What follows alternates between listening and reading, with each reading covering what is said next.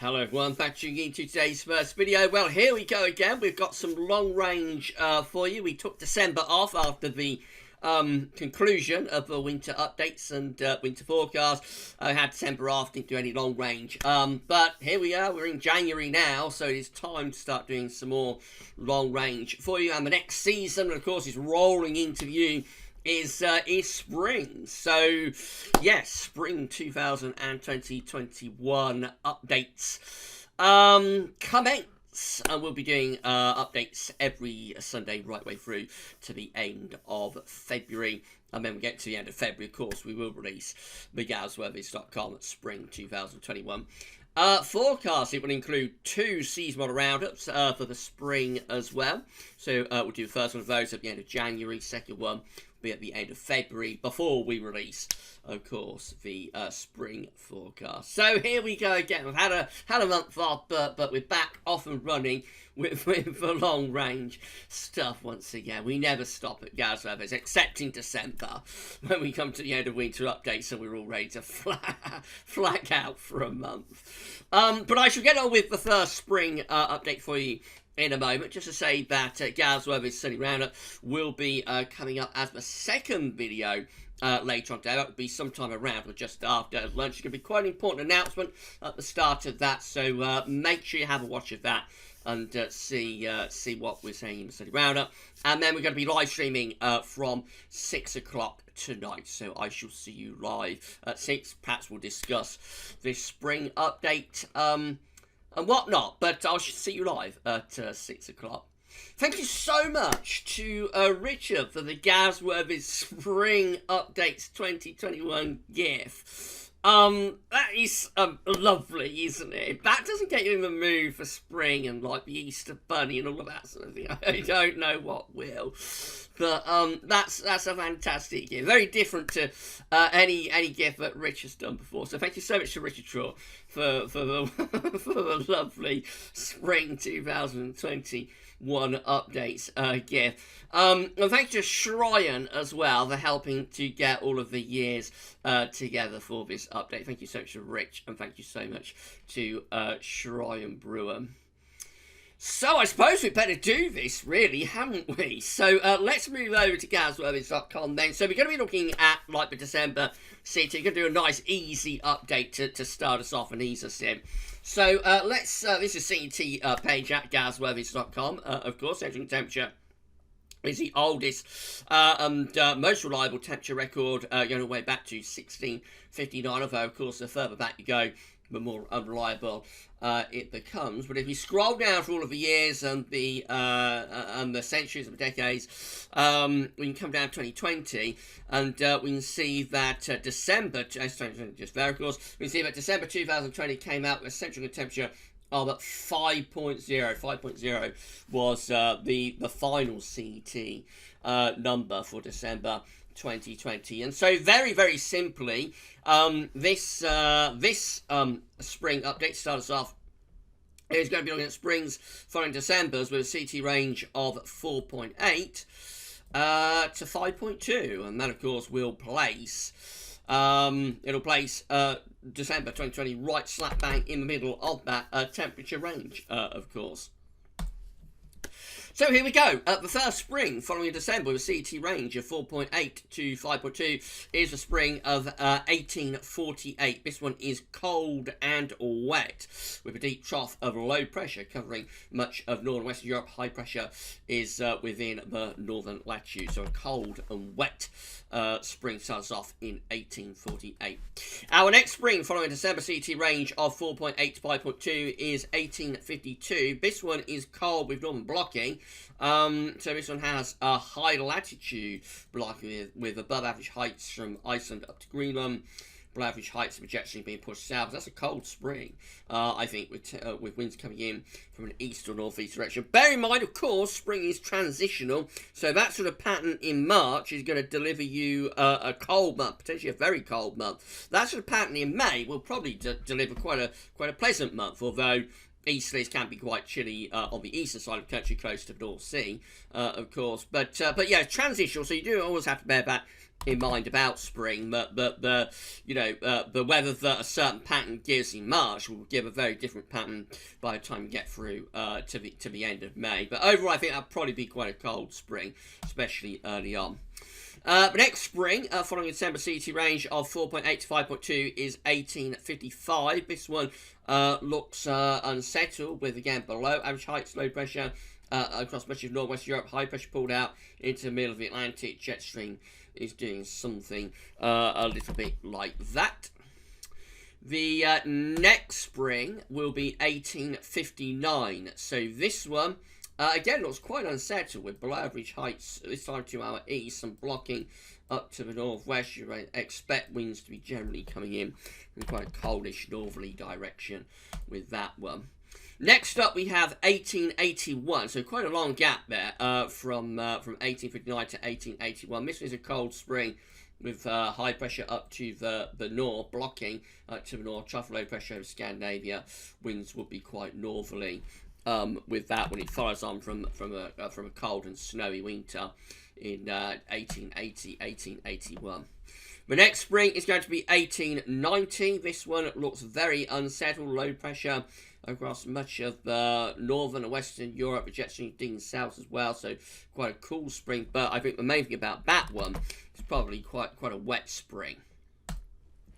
We've got the spring of 1894 next, following December CT range of 4.8 to 5.2. So this one has high pressure up to the north, low pressure is to the south, winds would be easy. Of course, spring is the most easterly of all seasons, especially later on. May is the most easterly month of the year, and spring is the most easterly season of the fall. So that's like classic. That's like a classic spring, really. And probably not overly cold, although, of course, easterlies in March are going to be cold. Once we get through to May, easterlies will not be particularly cold. Just like a very typical spring sort of pattern. Then we have the spring of 1895. This with northern blocking. High pressure is going to the north. Low pressure is to the south. This follows on from a very cold winter. Severely cold winter. With a severely cold February in 1895. And some of that does carry over into the spring, I suspect. So probably quite a cold start to the spring. And then getting a lot milder. The spring of 1906 turns up next with low pressure through northern and western Europe. High pressure is pulled out into the middle of the Atlantic.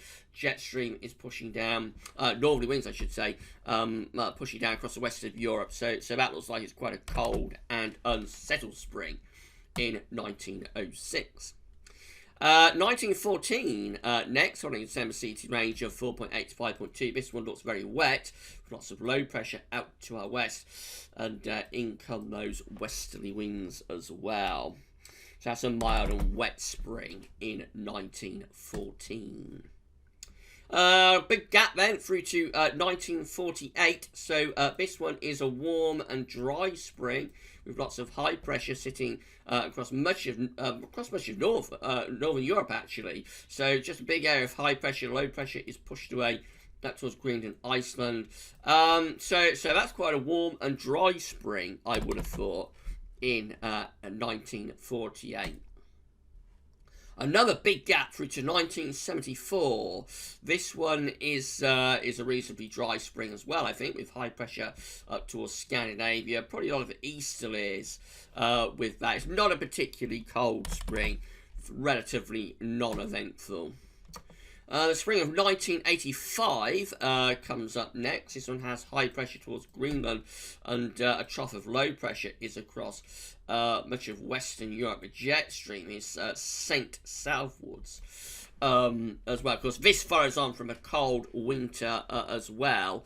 So very often when you have a cold winter, the pattern of the winter will linger on into the spring, particularly the earlier part of the spring. So 1985 does have quite a cold March, I think, and further cold spells throughout the spring, even into April, and even into May, actually. There is a little bit of snow in May 1985. So very often when you have a cold winter, it will tend to be followed by a cold spring, and that's very indicative what we see there for the spring of 1985.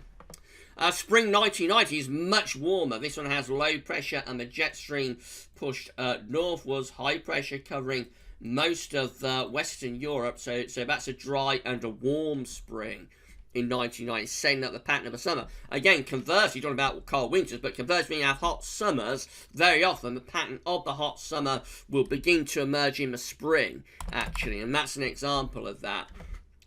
Where the hot summer of 1990 gets its genesis, begins really in the spring of 1990. We've got spring of 2000 showing up next. So this one has high pressure out to our west, low pressure is to the south. This has quite a cold April, a cold wet April in 2000. March 2000 I think is relatively warm and dry, mild and dry, but then it goes very wet and cold in April of 2000 with some snow in that April, and then May is kind of classic sort of May type pattern.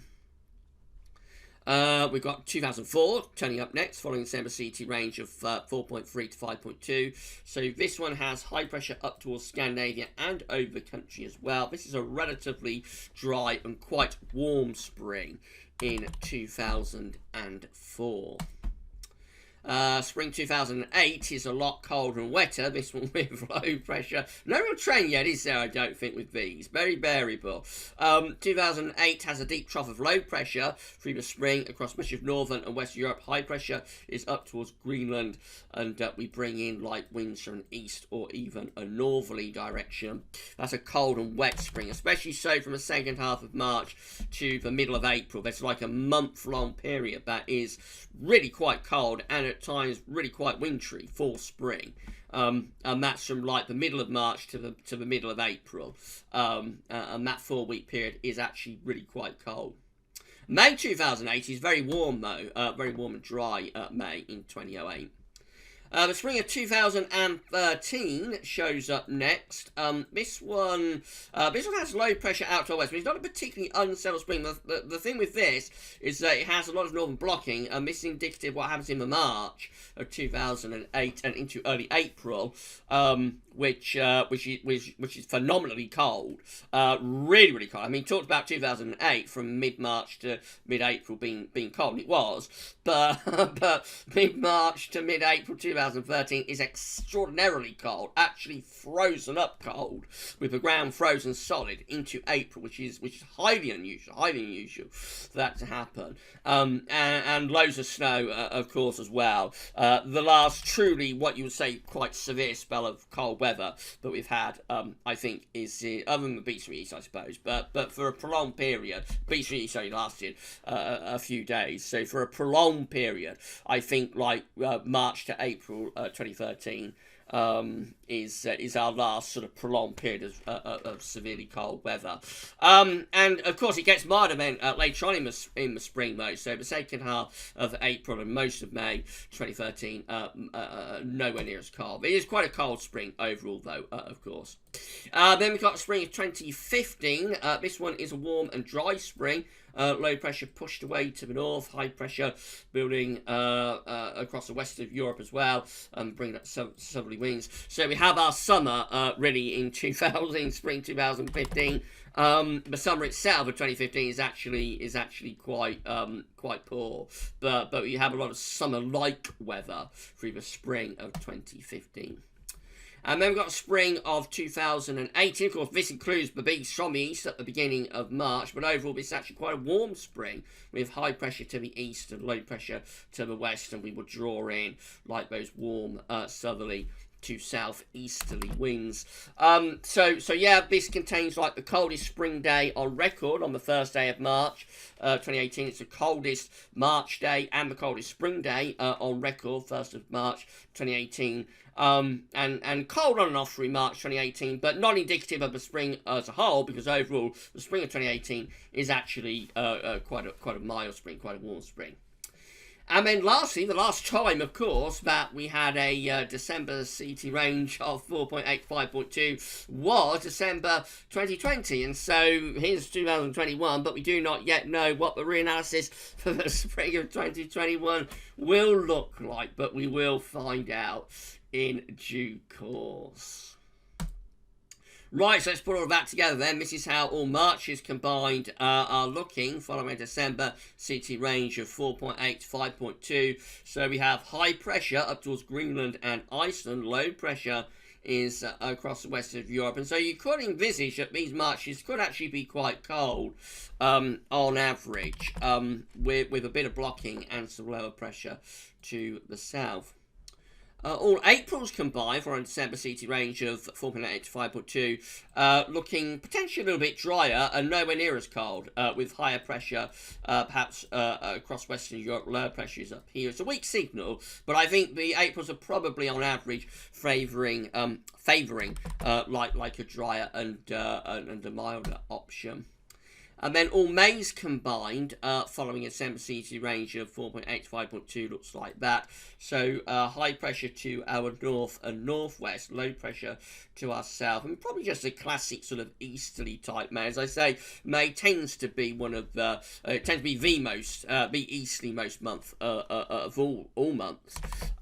So yeah, probably relatively dry and quite warm really, with easterly winds with that May. And then this how all springs combined are looking for a December CT range of 4.8 to 5.2. So low pressure tends to be to the south, high pressure tends to be to the north. We bring in easy winds, but bear in mind the Marches probably favour quite cold weather. And then by the time we get through to May, we probably favour quite mild weather. Narrowing it down to the years post 1950, so this is how all Marches combined are looking following a December CT range of 4.8 to 5.2, just post 950, everything else before 950 excluded. Stronger northern blocking signal, interestingly, with low pressure to the south. So perhaps after 950, the signal for a cold March gets even stronger, maybe, following that December CT range. All Aprils combined look more unsettled post 950. Not particularly cold. It's all Atlantic driven. There's no northern blocking, so relatively mild, but certainly more unsettled with those Aprils post 1950. All Mays combined, following December CT range of 4.8 to 5.2, post 1950, anticyclonic, dry and warm, potentially with these Aprils. With these Mays, I should say. Dry and warm with the Mays. And then finally, all springs combined, following a December CT range of 4.8 to 5.2, post 1950. Low pressure tends to be to the south, high pressure to the north, northeast, so we're bringing in winds from an easterly direction. It's transitional, so the March is still favouring quite cold weather. April, mild and wet. May, warm and dry, post 1950. And there we go, the little bunny is back. Right, so I'm so sorry everybody, I love that little bunny. You're going to be seeing a lot of him. Is it him or is it her? I don't know, I'll ask Rich whether that's a boy or a girl. But you'll be seeing a lot of the bunny between now and the end of May. That's put me in a good mood. I've not been that happy over the past few days, but that has put me in a very, very happy mood, seeing the little bunny. Right, so that's it. I'm so sorry, everybody. That's it then. So we're off and running with long range. So my sort of Saturday nights and weekends are going to be taken up from now right way through to the end of November, really, with long range stuff, because we never stop. So when the spring's out of the way, we're on to summer updates, and we're on to autumn updates, and then before we know it, we'll be back round to winter 2021-22 updates. So after my little break in December, the long range is back. The first spring update is in the can, and we'll be doing spring updates every Sunday from now through to the end of February. you enjoy the video, please can you click like. Let us know in the comments what you think, especially about the little bunny. Let us know in the comments what you think. Make sure you're subscribed to our channel, and you'll be able to see future weather content if you do that. Be back with GavsWeatherVids Sunny Roundup later on. Watch the first few minutes of that. There's going to be quite an important announcement. So Sunny Roundup will be coming up later on, and they'll be live streaming from 6 at nearly 20 minutes, but not quite. That's it for the first spring 2020 update. Thanks so much for watching. This is a video we placed on the spring updates page. Well, I said winter updates then, didn't I? This video we placed on the spring updates page at GavsWeatherVids.com, probably tomorrow, with a written summary going over everything that we discuss in the video. Right, at 20 minutes, I've reached 20 minutes now. That's all for now. Thanks so much for watching. I'll see you later on for live stream. Don't forget to check out the Sunny Roundup. It's back later on today. That's all for now then. Thanks for watching. See you later.